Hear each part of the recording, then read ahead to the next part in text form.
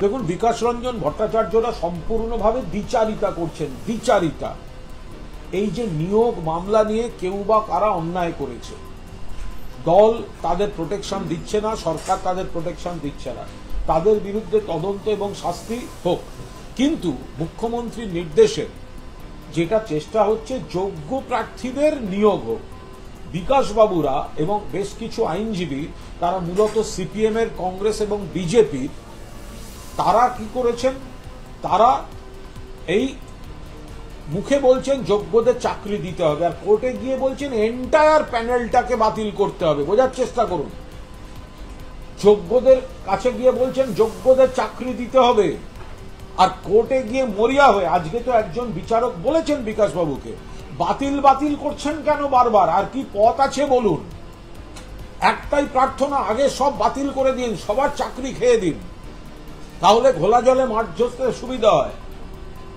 বিকাশবাবুদের এই পলিটিক্স চাকরি প্রার্থীরা ধরে ফেলেছেন, সেই কারণেই উত্তর দিতে পারছেন না, মুখ লুকিয়ে পালিয়ে গেলেন। তো বিকাশ রঞ্জন ভট্টাচার্যের তো সাহস হলো না সামনে দাঁড়িয়ে তাদের বুঝিয়ে বলার। বিকাশ রঞ্জন ভট্টাচার্য তো পুলিশকে ঢাল করে পালিয়ে গেলেন বিকাশ রঞ্জন ভট্টাচার্য।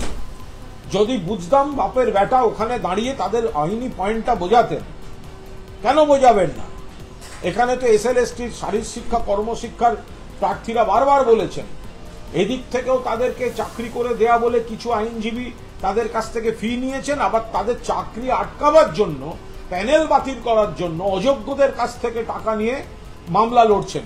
এই যে কুৎসিত নোংরামিটা চলছে, যদি কেউ কোনো অন্যায় করে থাকে সেটা যেমন অন্যায়ের, কিন্তু বাকি সবার চাকরি খাওয়ার যে রাজনীতিটা করছে এটা আরো বড় অন্যায়। বিকাশবাবুদের এই দ্বিচারিতা চাকরি প্রার্থীরা ধরে ফেলেছেন, তাই বিকাশবাবুকে মুখ লুকিয়ে পালিয়ে যেতে হলো।